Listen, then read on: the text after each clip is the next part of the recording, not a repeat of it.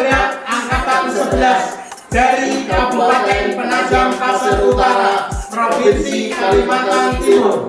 Perkenalkan, nama saya Faris Fuad Fadila, SDN 016 Sepaku. Perkenalkan, nama saya Etikus Endang dari SDN 010 Sepaku. Perkenalkan, nama saya Ardi Meitadi Dwi Karindrinata dari SD Negeri 008 Sepaku.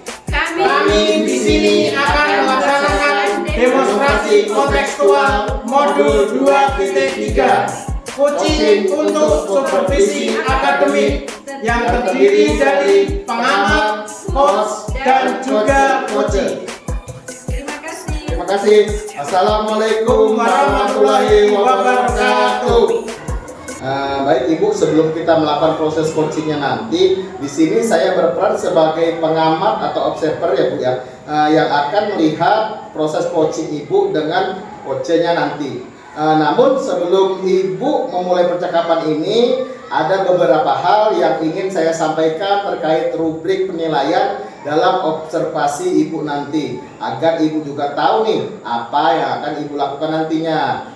Nah, nanti untuk rubrik penilaian yang akan dijadikan acuan penilaian, saya adalah mengharapkan dalam proses percakapan nantinya Ibu sudah memiliki prinsip dari seorang coach, yaitu kemitraan, kemudian proses kreatif, dan memaksimalkan potensi. Dan tentunya Ibu juga sudah memiliki kompetensi inti dari coaching yang meliputi presensi, yaitu kehadiran penuh, kemudian mendengarkan aktif dan mengajukan pertanyaan yang berbobot. Tentunya dengan teknik rasa, dan juga saya berharap nanti dalam proses coaching percakapannya Ibu ketika melakukan coaching jangan lupa untuk menerapkan alur tintanya ya Bu ya, yaitu meliputi tujuan, identifikasi, rencana aksi, dan juga tanggung jawab.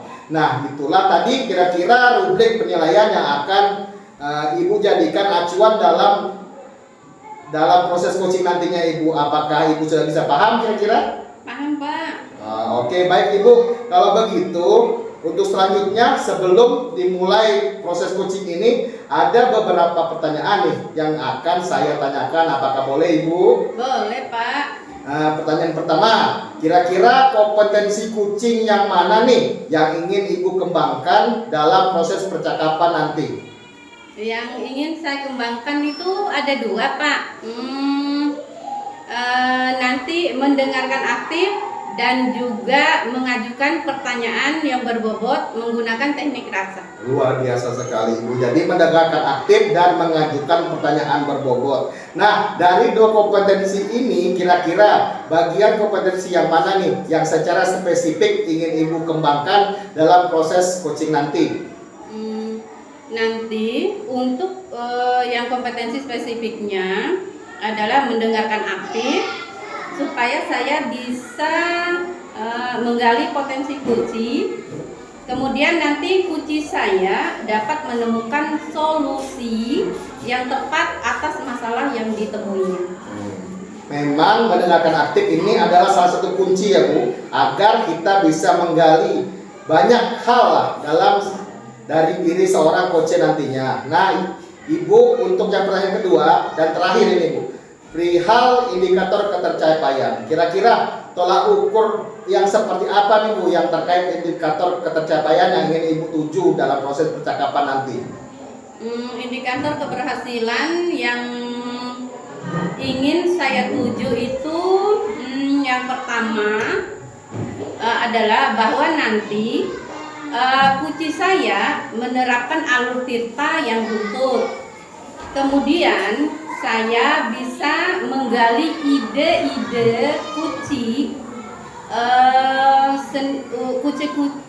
ide-ide kucing itu sendiri agar beliau dapat menemukan solusi atas permasalahannya. Baik Ibu, luar biasa sekali.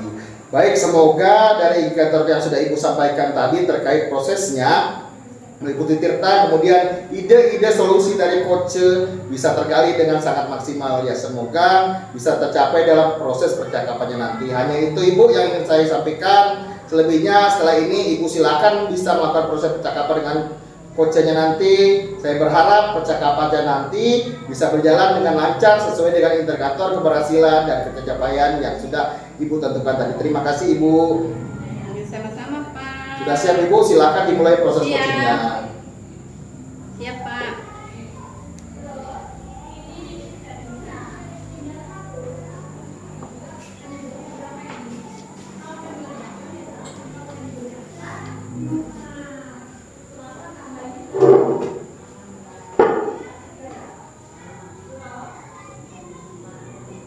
Selamat siang Pak Ardi.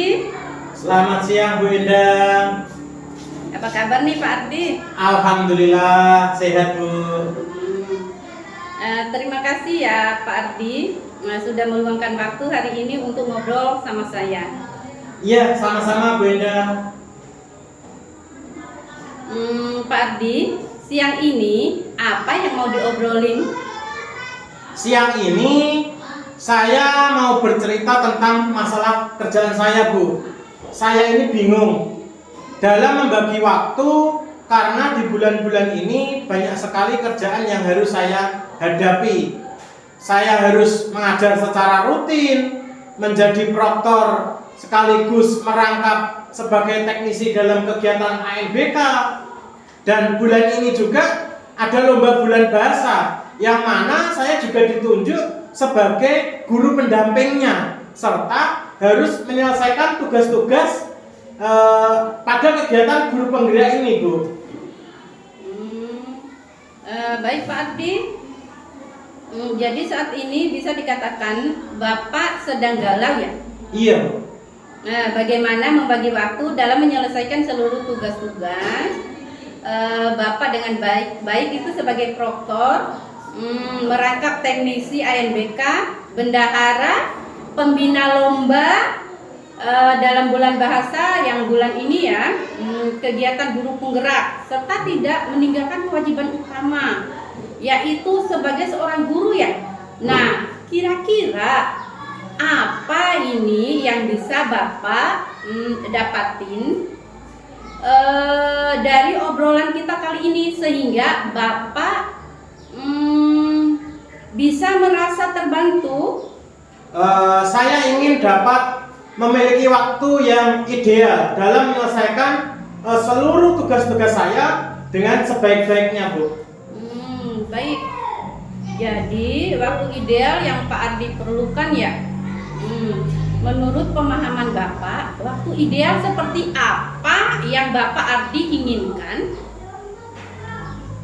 Mungkin waktu yang cukup buat saya dalam mengerjakan seluruh tugas-tugas mulai dari sebagai proktor, merangkap teknisi ANBK, terus bendahara, pembina lomba bulan bahasa, kegiatan guru penggerak, dan sebagai guru semuanya dapat terlaksana dengan sebaik-baiknya Bu. Baik Pak Ardi, berarti ingin memiliki waktu yang cukup ya, sehingga kerjaan yang dapat terselesaikan dengan baik. Kalau kita bicara skala dari 0 sampai 10, waktu yang Pak Ardi punya kira-kira ada di level berapa Pak? Kelihatannya saya masih ada di posisi 6 Bu. Dengan melihat betapa keteterannya saya dalam menyelesaikan tugas-tugas yang ada. Oke. Dengan melihat kondisi tersebut yang masih keteteran, Bapak ingin tingkatkan di level berapa sehingga bisa memaksimalkan? Mungkin di level 9 kali ya Bu ya. Syukur-syukur bisa mencapai level 10 lah. Nah, sekarang solusi atau kekuatan apa yang Bapak bisa lakukan untuk meningkatkan level sehingga Bapak level yang Bapak harapkan dapat tercapai? Mungkin saya bisa atur jadwal dan menentukan deadline. Jadi mana pekerjaan yang harus diprioritaskan itu yang saya kerjakan terlebih dahulu. Selain itu saya juga harus lebih semangat agar pekerjaan tidak tertunda dan mungkin saya juga harus lebih berani untuk menolak dengan tugas tambahan baru jika memang saya merasa sudah terlalu banyak yang harus saya kerjakan. Selain itu tentunya saya juga harus tetap meluangkan waktu untuk istirahat cukup atau refreshing agar mengurangi stres. Mungkin seperti itu yang bisa saya lakukan, Bu. Jadi intinya yang bisa Bapak lakukan adalah atur jadwal, menentukan deadline, tidak menunda pekerjaan, berani berbicara tidak, dan istirahat cukup atau refreshing ya Pak. Di antara hal-hal yang bisa Bapak lakukan tadi, menurut Bapak mana yang paling mungkin segera bisa dilakukan untuk mengurangi kebingungan membagi waktu? Kalau urusan mengajarkan memang itu prioritas dan dilakukan secara rutin. Pasti setiap hari kita akan menyusun rencana pembelajaran ya Bu ya. Tetapi untuk tugas tambahan dengan agenda-agenda yang mungkin ada, saya akan membuat jadwal dan menentukan deadline-nya Bu. Bisa dijelaskan sedikit Pak terkait jadwal kira-kira seperti apa? Ya tentunya secara terperinci, tercantum deadline kerjaan dengan jelas sehingga meminimalisir saya lupa atau terlewat untuk mengerjakan. Kira-kira kapan Bapak bisa melakukan dalam membuat jadwal kerjaan itu Pak? Insya Allah nanti malam saya mulai buat Bu, karena kan agenda kegiatan juga sudah mulai berjalan. Wah, mantap itu Pak. Terus apakah ada yang bisa membantu Bapak dalam menyusun jadwal itu? Mungkin Pak Ali bisa Bu, kebetulan beliau guru kelas 5. Karena kan beliau juga sebelumnya pernah dapat tugas yang cukup padat. Oke Pak, mantap. Kira-kira apa yang akan Bapak lakukan setelah obrolan kita kali ini Pak? Ya, saya harus cepat action Bu. Pertama, saya menghubungi Pak Ali dulu agar dapat membantu saya. Kemudian mulai nanti malam bisa menyusun jadwal pekerjaan saya Bu. Oke, baik Pak. Di titik ini, apa yang sudah Pak Ardi dapatkan dari obrolan kita kali ini? Untuk bisa membagi waktu dengan baik, saya harus membuat jadwal pekerjaan yang terperinci serta dapat minta bantuan terhadap orang lain. Luar biasa ya Pak Ardi. Baik, mungkin cukup untuk kegiatan coaching kita hari ini. Semoga dilancarkan semuanya. Senang rasanya bisa membantu. Amin. Terima kasih Bu Enda. Sama-sama Pak. Assalamualaikum. Waalaikumsalam.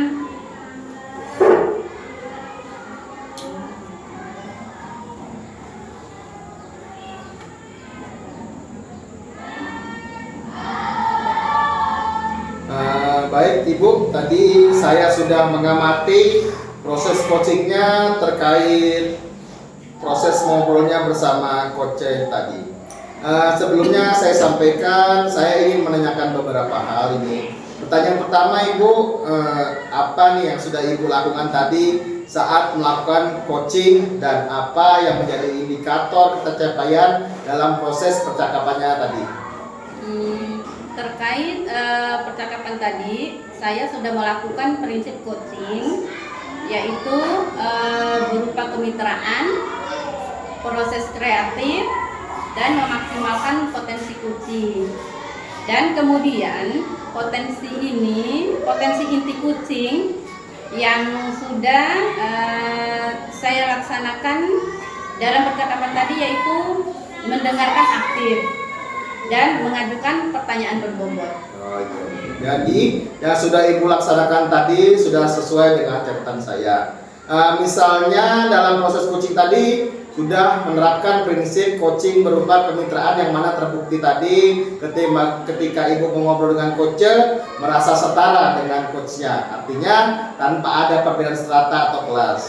Ibu juga sudah melakukan proses kreatif juga karena sudah muncul dari permasalahan bagaimana ibu tadi menggali kreativitas dalam menemukan solusi dari permasalahan coaching itu sendiri.